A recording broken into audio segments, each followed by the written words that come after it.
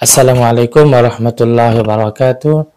সম্মানিত দিনী ভাই বন্ধুগণ, আশা করি সকলে ভালো আছেন। আজকে গুরুত্বপূর্ণ একটি স্বপ্নের ব্যাখ্যা নিয়ে আলোচনা করব, আর তা হচ্ছে কেউ যদি স্বপ্নে বিড়াল দেখে তাহলে তার কি ব্যাখ্যা হবে।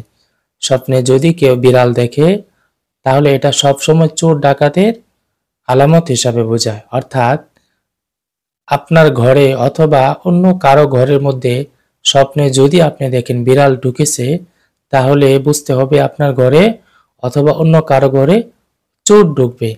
আর আপনি যদি স্বপ্নে দেখেন আপনার ঘর থেকে বা অন্য কারো ঘর থেকে বিড়াল কোনো জিনিস নিয়ে দৌড়ে পালিয়ে গিয়েছে, তাহলে সেক্ষেত্রে বুঝতে হবে চোরে ওই জায়গা থেকে আপনার কোনো জিনিস বা অন্য কারো ঘর থেকে কোনো জিনিস নিয়ে সে পালিয়ে যাবে।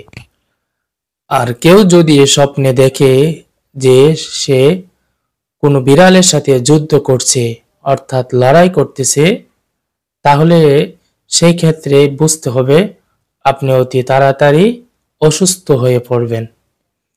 আর যদি আপনি দেখেন বিড়ালের উপর আপনি বিজয় লাভ করেছেন আর আপনি যদি অসুস্থ থাকেন, তাহলে অতি তাড়াতাড়ি আপনি সুস্থ হয়ে যাবেন।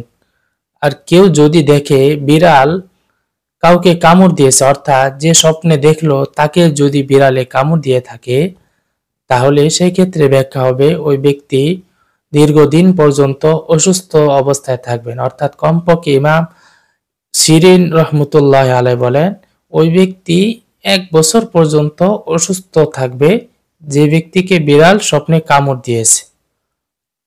প্রিয় ভাই বন্ধুগণ, আশা করি সকলেই স্বপ্ন সম্পর্কে আপনারা বুঝতে পেরেছেন।